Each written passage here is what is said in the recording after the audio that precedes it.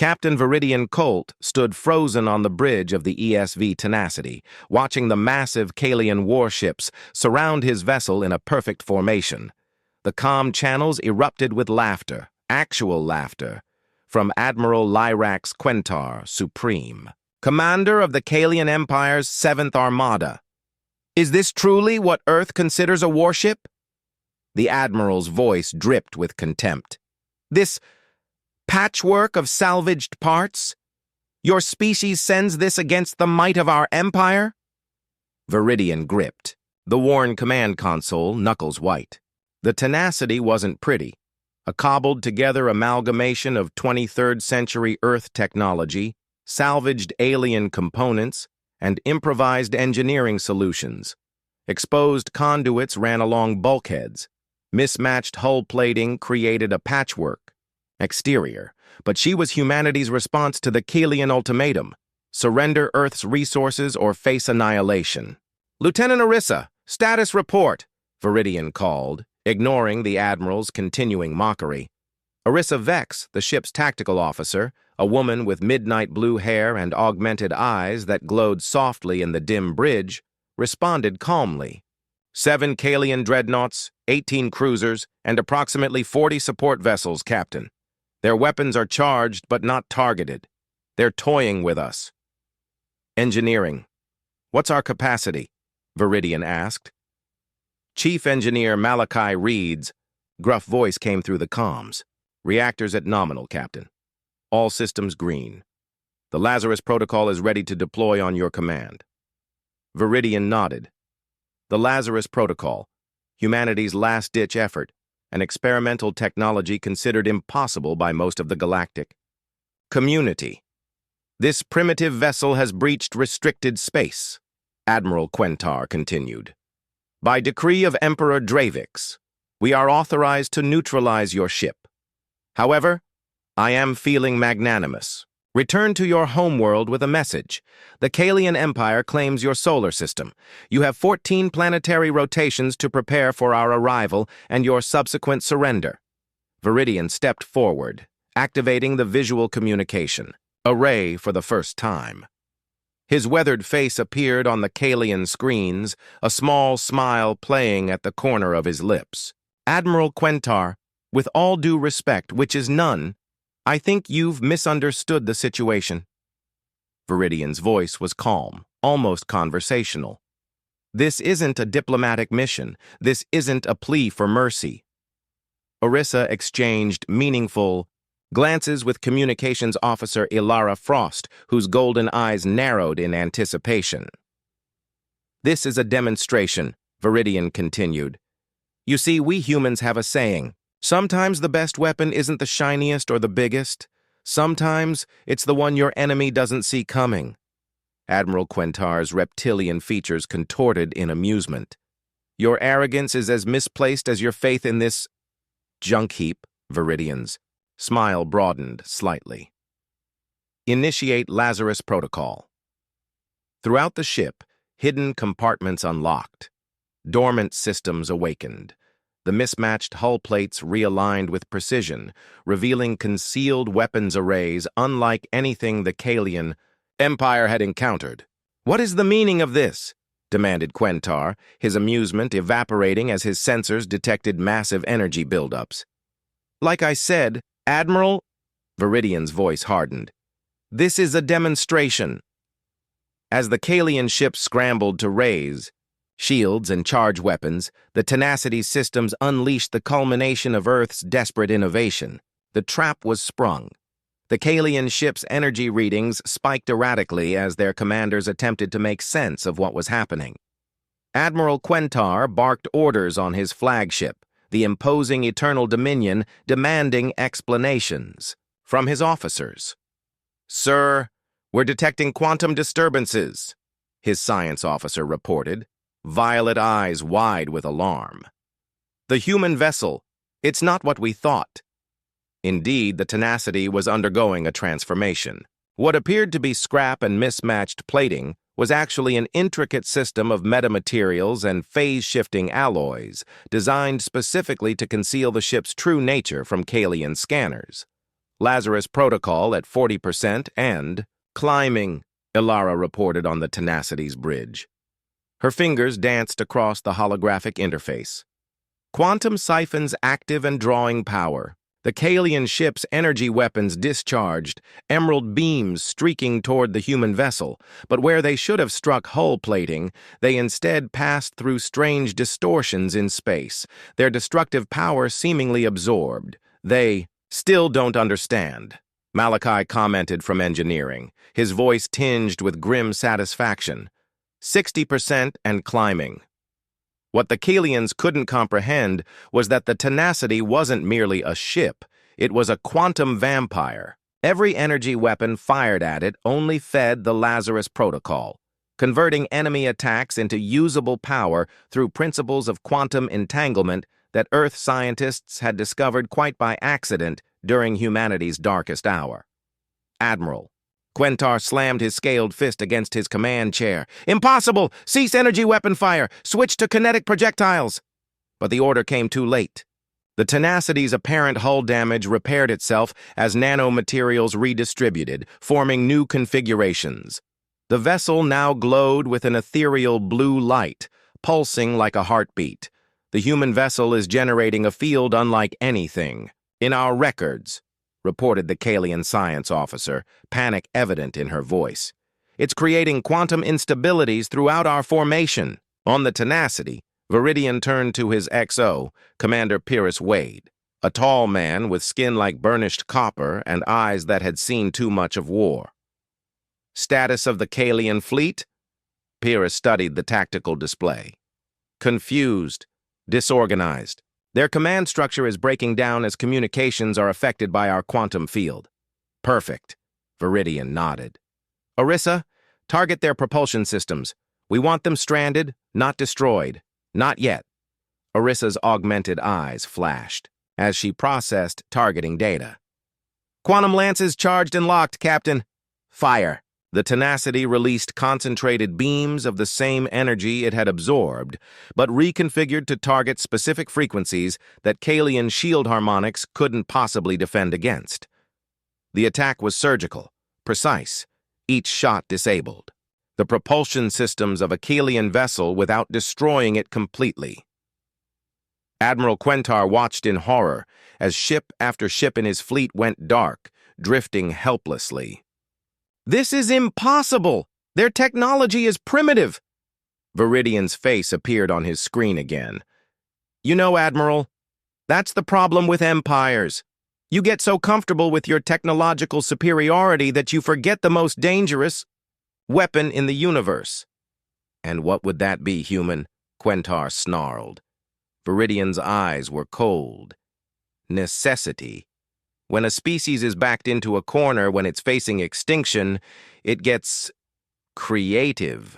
Lazarus Protocol at 90%, Ilara announced. We're approaching critical threshold, Captain. Viridian nodded grimly. Prepare for Phase 2. As the Kalian fleet drifted powerless through space, their crews watched in horrified fascination as the Tenacity continued its metamorphosis. The quantum field surrounding the vessel collapsed inward, concentrating into a blinding core of energy at the ship's heart. 95%. Malachi reported from engineering, his voice strained. Core temperature nominal, but the containment field is stretching its limits, Captain. Admiral Quentar, aboard the only Kalian vessel still with partial power, the A. Flagship Eternal Dominion, stared at the sensor readings in disbelief. What are you doing, human? This energy signature, it's impossible for a vessel of your size. Viridian's face remained impassive on the view screen. Let me tell you a story, Admiral. When your empire first contacted Earth, you gave us an ultimatum, surrender or die. You thought we would cower. You were wrong. On the Tenacity's bridge, Orissa approached the captain.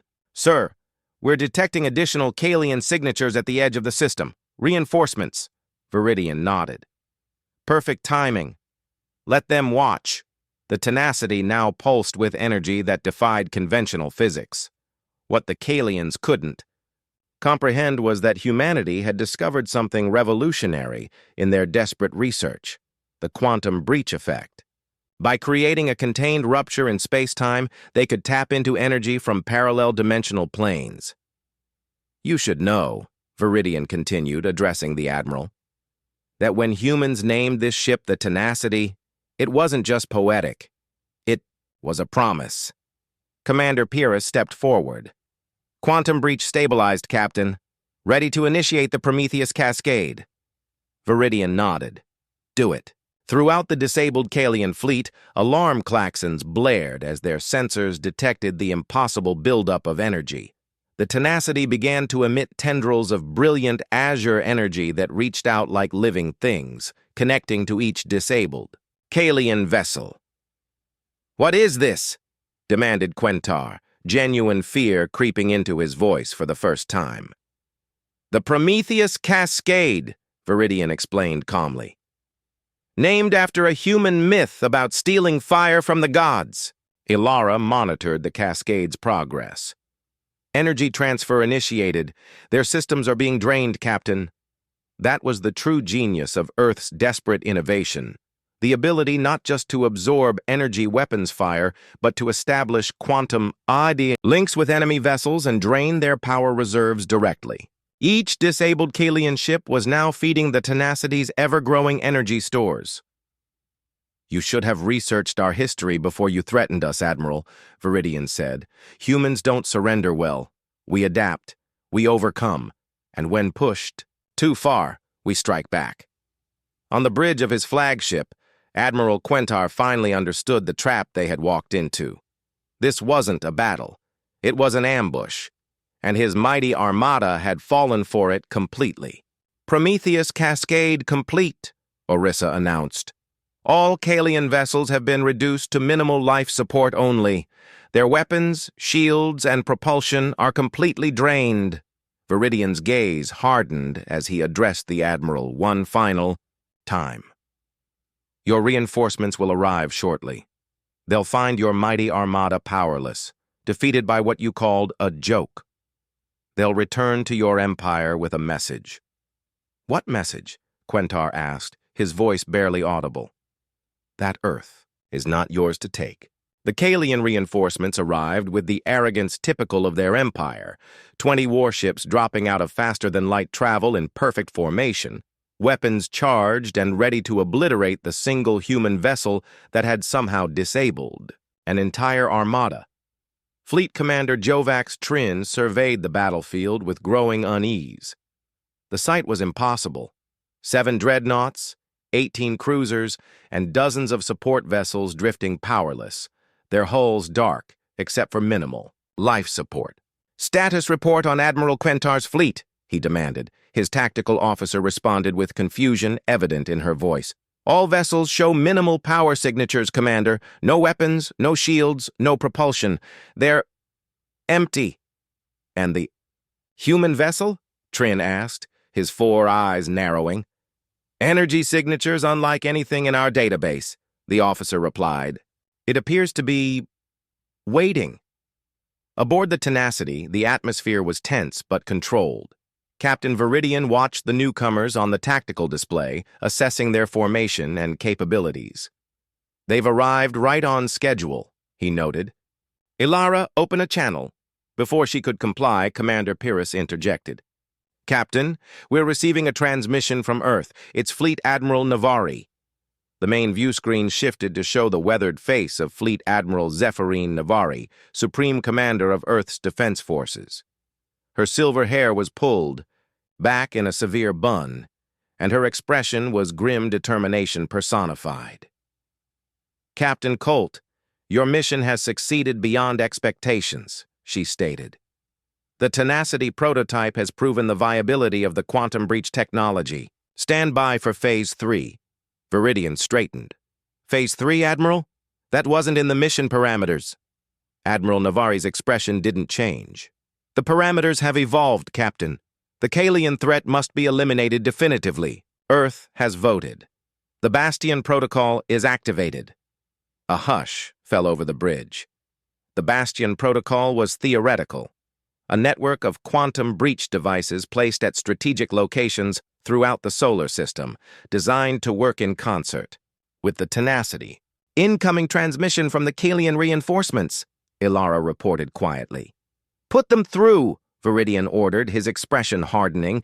Fleet Commander Trin appeared on screen, his reptilian features set in a mask of controlled fury. "Human vessel. I am Fleet Commander Jovax Trin of the Kalian Imperial Navy. You will power down your systems and prepare to be boarded. This act of aggression against the Empire will not stand." Viridian studied the Kalian commander for a moment before responding. "Fleet Commander, I suggest you look very carefully at what happened to Admiral Quentar's fleet before making threats. Your trickery may have worked once, human, but we have analyzed the energy patterns. Our shields have been reconfigured. Your quantum vampire technology will not work again." A small smile touched Viridian's lips. Who said anything about using the same trick twice? At that moment, throughout the solar system, quantum breach devices activated simultaneously. On Earth, Mars, Europa, Titan, and throughout the asteroid belt, human engineers initiated a synchronized quantum cascade that rippled across space. "Captain," Orissa called out, "Bastion network online. Quantum synchronization in progress." The tenacity began to pulse with renewed energy. But this time, it wasn't absorbing, it was channeling. The vessel became the focal point of a quantum web that extended throughout the solar system. "What is happening?" demanded Trin, as his sensors detected the massive energy buildup. "The consequence of threatening Earth," Viridian replied simply. The quantum web emanating from the tenacity enveloped both the disabled Kalian armada and the newly arrived reinforcements. Unlike the previous attack, this wasn't about draining energy, it was about control. "Quantum entanglement established with all Kalian vessels," Malachi reported from engineering. "Bastion protocol at full capacity."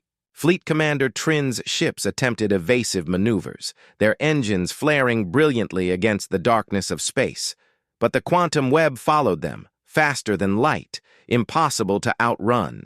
Where engines fired, they suddenly cut out. Where weapons charged, they went dormant. "What is this sorcery?" Trin demanded, genuine fear cracking his aristocratic composure. On the Tenacity's bridge, Viridian watched the tactical display with grim satisfaction. "Humanity's answer to extinction, Commander. When your empire threatened us, you gave us only two choices: innovate or perish. We chose the former." The quantum web tightened, and something unprecedented began to happen. The nanomaterials that composed the Tenacity's adaptive hull began to replicate, not on the ship itself, but across the quantum entanglement network, materializing directly onto the hulls of the Kalian vessels. "Nanite colonization at 30% and climbing," Orissa reported, her augmented eyes widening at the data streaming across her console. "They're rewriting the Kalian ship's operating systems." This was the true power of the Bastion protocol, not just energy manipulation, but matter transmission across quantum-entangled networks. The same technology that allowed the tenacity to repair itself was now being weaponized on an unprecedented scale. Fleet Admiral Navari's face returned to the screen. "Captain Colt, the Council has reached its decision. The Kalian Empire must understand that threatening Earth has consequences. You are authorized to execute the final phase of the Bastion Protocol." Viridian hesitated, if only for a moment. "Admiral, that would mean the complete technological dismantling of their fleet," Navari finished for him. "Yes, not destruction." "Captain, education."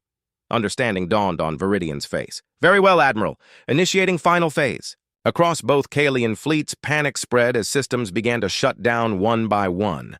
Not destroyed, but transformed. The nanites infiltrated every circuit, every power conduit, every weapons system, rewriting them at the atomic level. Nanite colonization. At 70%, Orissa updated.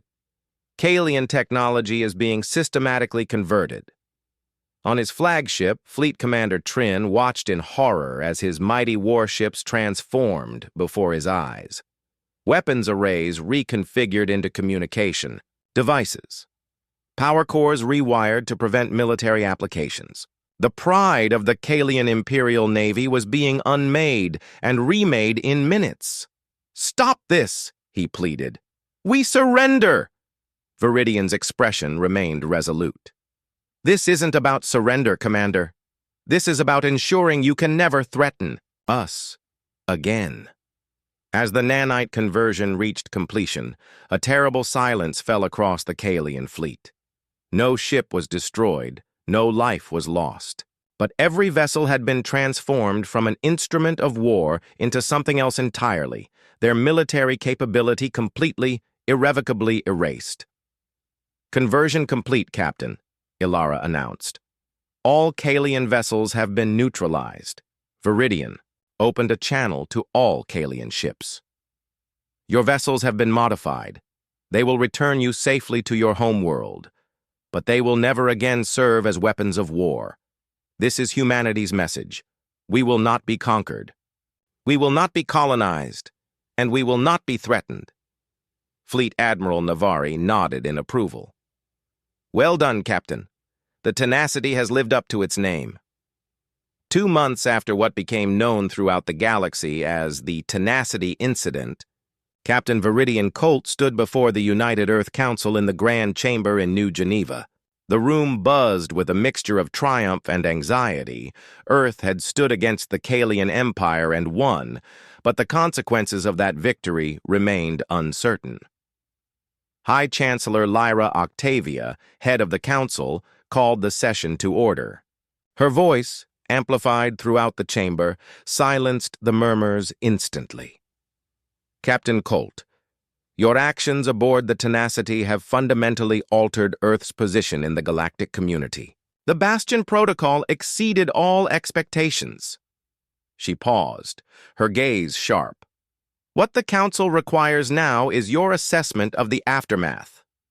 Viridian stepped forward, his dress uniform immaculate, but his face showing the strain of recent months. "Chancellor, Council members, the Kalian Empire has withdrawn all forces from our solar system and established a 20-light-year exclusion zone around Earth-controlled space. Screens around the chamber displayed real-time intelligence.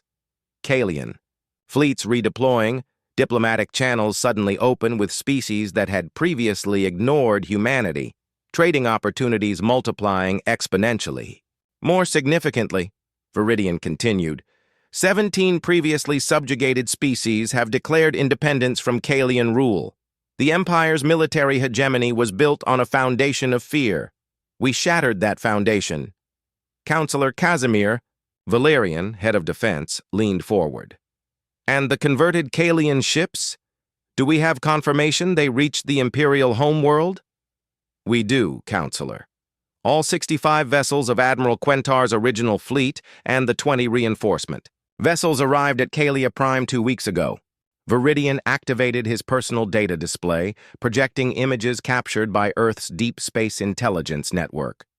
The images showed the once mighty warships landing on Kalia Prime, their weapons arrays converted to communication systems, their military capabilities completely neutralized. But most striking was what the ships now displayed across their hulls: scientific data, cultural information, art, music, literature, the fullness of human achievement and creativity. "We didn't just neutralize their fleet," Viridian explained. "We transformed their warships into libraries, vessels of knowledge rather than destruction. Each ship now contains the complete cultural and scientific history of Earth, freely accessible to any Kalian citizen." Murmurs rippled through the council chamber. "You turned their weapons against them, but not with violence," observed Councillor Nyara Eclipse, representative for humanities and culture. "You responded to threats of conquest with an offering of knowledge. Knowledge they cannot delete or destroy," Viridian confirmed. "The nanites ensure that. These ships will remain permanent monuments to the encounter between our civilizations, and a reminder of what happens when the Kalian Empire threatens a species with extinction." High Chancellor Octavia's expression remained grave. "And what of Emperor Dravix? How has he responded to this unconventional defeat?" At this, Viridian's expression shifted to one of grim satisfaction. "The Emperor has been deposed, Chancellor. It seems the imperial nobility considered the loss of their fleet without a single shot fired to be an unforgivable humiliation. According to our intelligence, the new Emperor, Regulus Vor, has initiated significant reforms throughout Kalian territory." The chamber fell silent as the implications sank in. Earth hadn't just defended itself. It had fundamentally changed the balance of power throughout the sector without firing a single destructive shot. Commander Pyrrhus Wade stepped forward to stand beside his captain. "There's more, Chancellor. We've received delegations from 23 spacefaring species in the past month. They seek alliances, technology exchange, and mutual defense pacts." "They fear us now," Counselor Valerian observed. "No," Viridian corrected firmly. "They respect us. There's a difference. The Kalians sought to conquer through fear. We defended ourselves through innovation. The galaxy has noticed the distinction." High Chancellor Octavia rose from her seat, addressing not just the Council but the billions watching the proceedings across Earth and its colonies. "Captain Colt, the tenacity was named with purpose, to represent humanity's most fundamental quality. Our refusal to submit, to surrender, to accept extinction. When faced with a technologically superior force, we didn't match their brutality. We transcended it." She walked to the center of the chamber, her voice resonating with quiet authority. "The Kalian Empire called our ship a joke. They are not laughing now. Instead, they're reading our poetry, studying our science, experiencing our music, all delivered on the very ships that were meant to destroy us." Viridian felt a weight lift from his shoulders. The gamble had paid off. Earth had not just survived, it had emerged as a force for transformation. "The tenacity will be recommissioned," the Chancellor announced, "not as a weapon, but as the flagship of Earth's new diplomatic corps. Captain Colt, you and your crew will lead our first formal delegation to the galactic community." As the chamber erupted in applause, Viridian exchanged glances with his senior officers. They had boarded a salvaged ship, cobbled together from scraps and dreams, to face down an empire. They had been mocked, underestimated, dismissed as primitives, and in return, Earth had reshaped the galaxy not through destruction, but through the most human response possible: creative innovation in the face of overwhelming odds. The ship they had called a joke had delivered humanity's most powerful message to the stars: "Underestimate us at your peril. We will not break. We will not bend. We will not fade. We are humanity, and we have only just begun to rise."